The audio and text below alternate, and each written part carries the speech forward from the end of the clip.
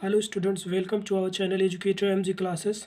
तो आज हम क्लास 12th यूपी बोर्ड का बहुत ही महत्वपूर्ण सब्जेक्ट बायोलॉजी के मोस्ट इम्पॉर्टेंट क्वेश्चन पढ़ने वाले हैं। जैसा कि आप सब जानते हैं, आज आपका बोर्ड एग्ज़ाम है, तो आप एग्ज़ाम में जाने से पहले इन क्वेश्चनों को ज़रूर से ज़रूर देख के जाना। चलिए वीडियो को शुरू करते हैं। हमारा पहला प्रश्न है, लघु बीजाणुधानी की सबसे भीतरी परत क्या कहलाती है, इसका क्या कार्य है। आंसर है, लघु बीजाणुधानी की सबसे भीतरी परत टेप्टियम होती है। यानी लघु बीजाणुधानी की सबसे भीतरी परत को टेप्टियम कहते हैं। इसका कार्य परागकण को पोषण प्रदान करना होता है। ये है लघु बीजाणुधानी का चित्र। यहाँ पर परतें देख लीजिए, ये है एपिडर्मिस, ये है एंडोडर्मिस, ये है मिडिल लेयर, ये है टेपिटम। यहाँ पर है क्या, माइक्रोस्फेयर मदर सेल यानी लघु बीजाणु मात्र कोशिका। हमारा सेकंड नंबर का क्वेश्चन है, बहुभ्रूणता किसे कहते हैं। आंसर है, एक बीज में एक से अधिक भ्रूण होने को ही बहुभ्रूणता कहते हैं, या एक ही बीज से दो या दो से अधिक भ्रूण का निर्माण करना ही बहुभ्रूणता कहलाता है। आप ऐसा भी लिख सकते हैं। ये चित्र है, ये पौधे और बीज का, इसमें है, नोट में लिख लेना आप। इन्हें हम पृथक करके अलग अलग विकसित कर सकते हैं। उसके बाद तीसरे नंबर का क्वेश्चन है, आभासी फल या असत्य फल किसे कहते हैं। आंसर है, वे फल होते हैं जिनका निर्माण अंडाशय में न होकर के पुष्पासन में होता है, उन्हें हम असत्य फल या आभासी फल कहते हैं। एग्जाम्पल जैसे नाशपाती, स्ट्रॉबेरी, सेब, अनानास, काजू आदि। ये चित्र है पुष्प का। पुष्प का चित्र आप देख लीजिए, पुष्प में कैसे, यहाँ पर पुष्पासन है, ये अंडाशय है, उसके बाद यहाँ पर अंडाशय के मध्य में ये छोटे छोटे जो कण हैं परागकण हैं। तो टाइम नहीं समझाने का, नहीं तो समझाते। चलिए अगला क्वेश्चन देखते हैं। 4 नंबर का क्वेश्चन है, विपुंसन किसे कहते हैं। विपुंसन, ये चित्र है पुष्प का, ये है परागकोश। यहाँ पर परागकोश को काट दिया गया है। ये चित्र अगर पूछे सचित्र वर्णन कीजिए, चित्र बना देना। यहाँ पर परागकोश को काटा गया है, बस इतना दर्शा देना, यहाँ पर पुष्प लिख देना। इसकी डेफिनेशन देख लीजिए, किसी पुष्प से उसके पुंकेसरों या परागकोश को काटकर हटा दिया जाता है, या हटा देना ही, क्योंकि वे स्वपरागण ना कर सके, उसे विपुंसन कहते हैं। उसे विपुंसन कहते हैं। चलिए हमारा अगला क्वेश्चन, हमारा 5 नंबर का प्रश्न है, वृषण जालिका क्या है। आंसर है, शुक्रजनक नलिकाएं वृषण की भीतरी सतह पर नलिकाओं के एक घने जाल में खुलती हैं, इसी को वृषण जालिका कहते हैं। ये चित्र है अंडाशय का, इसमें वृषण है, यहाँ पर जो ये शेप देख रहे हैं ना, इसे वृषण जालिका कहते हैं। चलिए अगला क्वेश्चन देखते हैं। अगला प्रश्न है, मानव स्त्री में अंडाणु का निषेचन कहाँ होता है। आंसर है, अंडाणुओं का निषेचन फैलोपियन ट्यूब में होता है। ये है मादा जनन तंत्र का चित्र। यहाँ पर देख लीजिए चित्र में अगर आपको चित्र सचित्र वर्णन करने के पूछे तो चित्र लिख देना, नहीं तो वैसे ही आप लिख के चले आना थोड़ा बड़ा करके। ये देखिए मादा जनन तंत्र का चित्र है, इसमें यहाँ पर फैलोपियन ट्यूब है, यहाँ पर ओवरी है, ये दो जो अंडे संरचना, इसे ओवरी कहते हैं। यहाँ पर ये जो 3 आपको रेखाएं दिखाई दे रही हैं, ये है पहली, यहाँ पर सबसे ऊपरी वाली को पेरीमेट्रियम कहते हैं, बीच वाले को मायोमेट्रियम कहते हैं, और जो सबसे अंदर वाली परत है जिसे एंडोमेट्रियम कहते हैं। वो जो आतर्व चक्र नहीं होता है, वो मेंस्ट्रुएशन साइकिल के समय यही परत टूटती है। एंडोमेट्रियम जो परत है, यही परत टूटती है। यहाँ पर ये यूटेरस है मध्य भाग को। अब यहाँ पर अगला क्वेश्चन हमारा है, आतर्व चक्र या मेंस्ट्रुएशन साइकिल किसे कहते हैं। आतर्व चक्र, अंडाणु का फैलोपियन नलिका में निषेचन न होकर के यूटेरस की सहायता से ब्लीडिंग के रूप में शरीर से बाहर निकल जाना ही मेंस्ट्रुएशन साइकिल या आतर्व चक्र कहलाता है।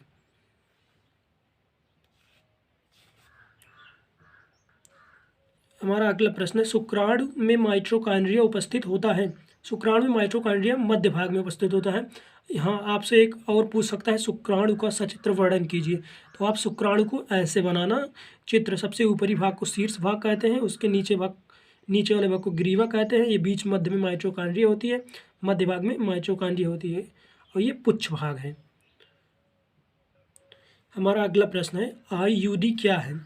आंसर है आईयूडी। आईयूडी का फुल फॉर्म होता है, फुल फॉर्म भी पूछता है 1 नंबर का। आईयूडी, जैसे आईयूडी का फुल फॉर्म बताइए। इंट्रा यूटेराइन डिवाइस, आईयूडी का फुल फॉर्म होता है आईयूडी। जैसे कापरटी, कापर 7 एग्जाम्पल है। ये उपयोग किए जाते हैं शुक्राणु की गतिशीलता को कम करने के लिए तथा उनकी निषेचन क्षमता को कम करने के लिए। अगला प्रश्न है, अगला प्रश्न है, आईयूटी क्या है। आप इसकी फुल फॉर्म जरूर देख लो। IUT intra uterine transfer, IUT को इंट्रा यूटेराइन ट्रांसफ़र कहते हैं, या पात्र निषेचन भी कहा जाता है। पात्र निषेचन नामक जनन प्रौद्योगिकी की सहायता से तैयार 8 ब्लास्टोमियम या ब्लास्टोमियर कोशिका को के द्वारा गर्भाशय में स्थानांतरित किया जाता है। इसे आईयूटी इंट्रा यूटेराइन ट्रांसफ़र कहते हैं। अगला, आईवीएफ किसे कहते हैं। In vitro fertilisation, IVF in vitro fertilisation इसकी फुल फॉर्म होती है, फुल फॉर्म जरूर देख लेना। आंसर है, शरीर के बाहर एग और स्पर्म को निकालकर फर्टिलाइज्ड कराया जाता है। इसी को पात्र निषेचन कहते हैं। सॉरी, उधर हम पात्र निषेचन बता दिए गलती से। इसी को ही हम पात्र निषेचन के परख नली शिशु तकनीक का ही एक भाग है। ये नोट में लिख लेना, नोट। यह एक। हमारा अगला प्रश्न है, GIFT किसे कहते हैं।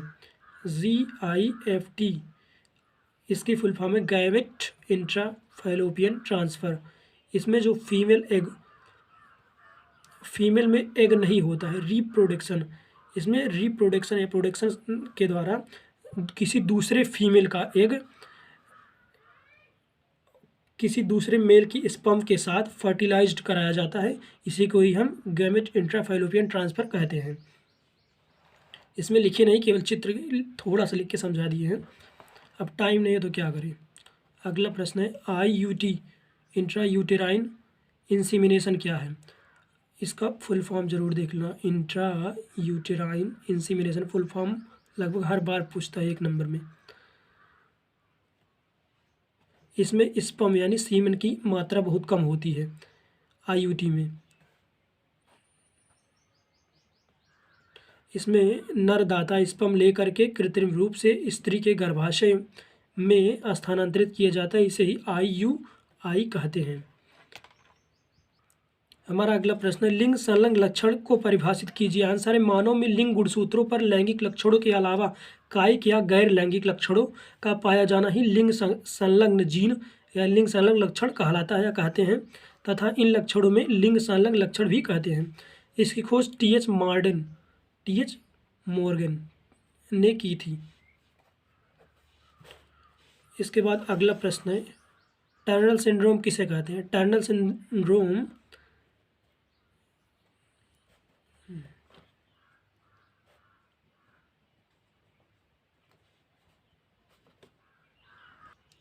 टर्नर सिंड्रोम में एक गुणसूत्र अनुपस्थित होता है। इसमें 46 के बजाय मानव गुणसूत्र में टोटल कितने गुणसूत्र होते हैं। मानव गुणसूत्र में टोटल 46 गुणसूत्र होते हैं, यानी 23 जोड़े होते हैं। तो इसमें टर्नर सिंड्रोम में जो होता है, इसमें केवल 45 गुणसूत्र होते हैं। इसमें 23 नंबर का जो गुणसूत्र होता है, यक्स गुणसूत्र, यह नहीं होता है। 23 जोड़ी गुणसूत्र में 22 जोड़ी समान होते हैं, परंतु 23 जोड़ी में एक गुणसूत्र कम होता है। अभी जो ऊपर बताया वही लिखा है यहाँ नीचे पर। इसमें 46 गुणसूत्र में एक गुणसूत्र माइनस हो जाता है। टर्नर सिंड्रोम में टोटल 45 गुणसूत्र होते हैं। आप नीचे लिखना चाहें तो जब जैसे 3 या 4 नंबर में पूछे तो आप ज़रूर इसे लिख देना। फीमेल में होता है। सेकंड, ओवरी पूर्णतः विकसित नहीं होती है। उसके बाद जननांग भी पूर्णतः विकसित नहीं होता है। उसके बाद मानसिक धर्म भी नहीं होता है, बाँझपन आ जाता है।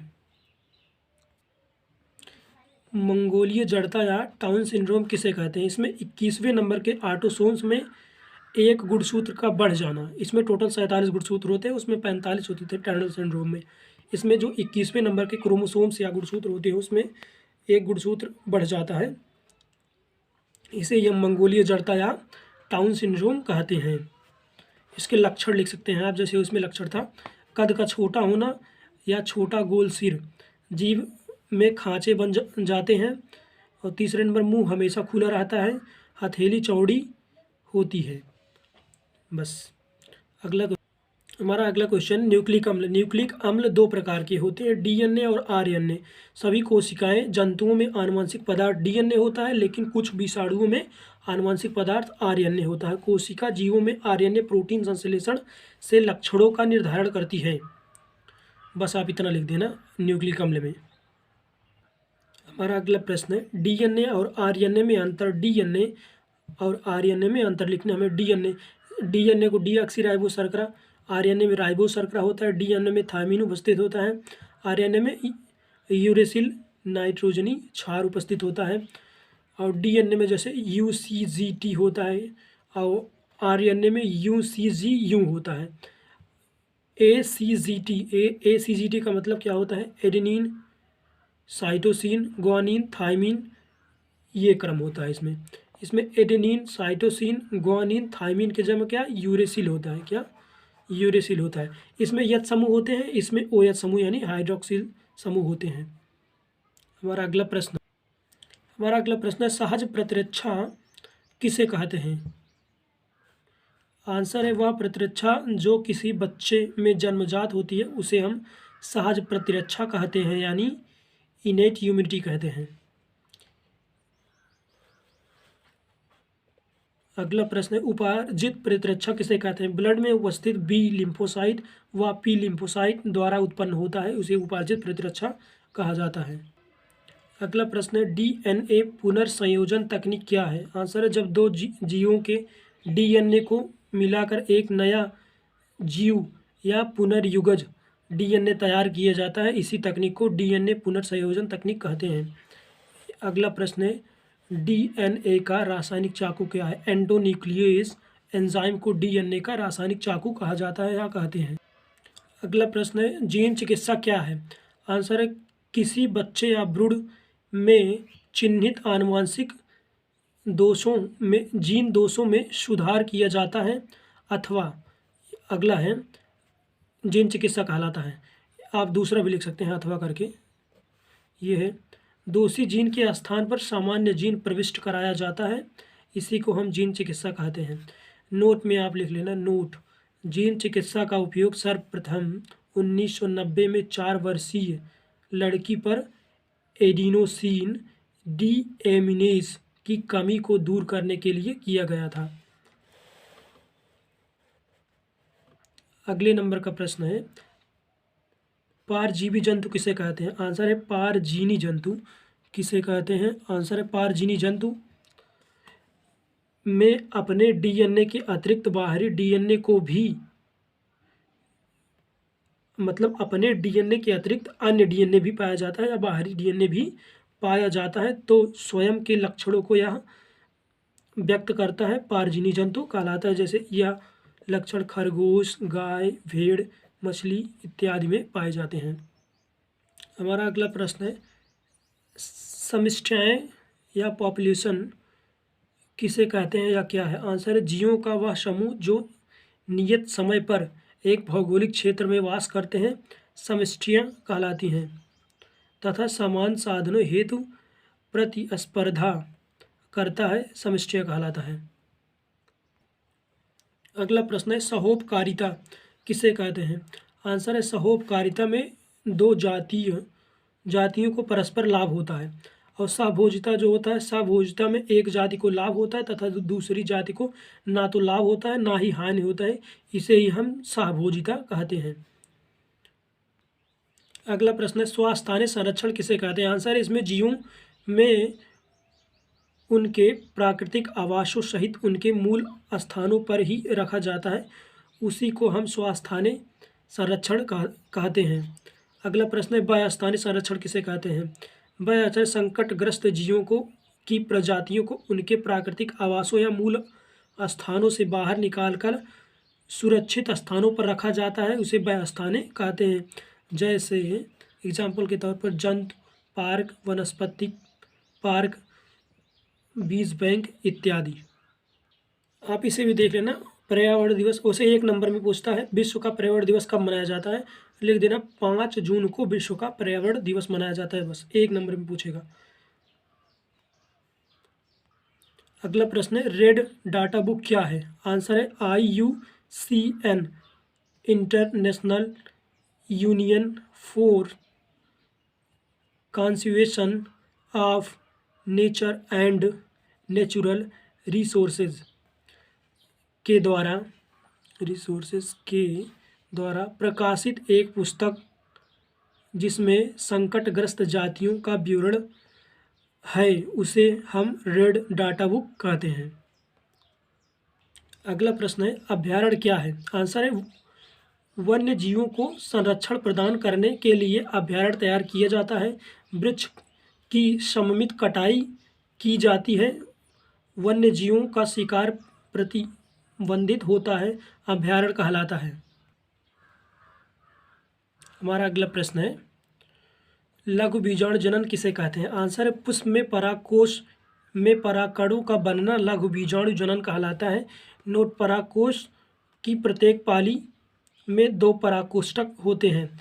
जैसे ये लघु बीजाणु का चित्र छोटा सा बना हुआ है, इसमें पहली पाली और सेकंड यानी दूसरी पाली, ये परागकोश, ये चित्र है परागकोश का। परागकोश में 4 स्तर होते हैं, अंतः यानी बाह्य स्तर, अंतः स्तर, मध्य स्तर, टेपेटिम। सबसे पहले वाले क्वेश्चन में जो आया था, ये देखिए चित्र, ये छोटा सा चित्र, बाह्य स्तर, अंतः स्तर, मध्य स्तर, टेपेटिम। अगला प्रश्न है, गुरु बीजाणुधानी किसे कहते हैं? आंसर है गुरु बीजाणु मात्र कोशिकाओं से गुरु बीजाणुओं का निर्माण की प्रक्रिया गुरु बीजाणु जनन कहलाती है। बस इतने ही क्वेश्चन। आप चैनल पर नए हैं तो चैनल को सब्सक्राइब कर लेना, वीडियो ठीक ठाक लगे तो लाइक कर देना, बेल आइकन को ज़रूर प्रेस कर लेना। हाँ, चैनल को सब्सक्राइब जरूर कर लेना। चलिए, धन्यवाद।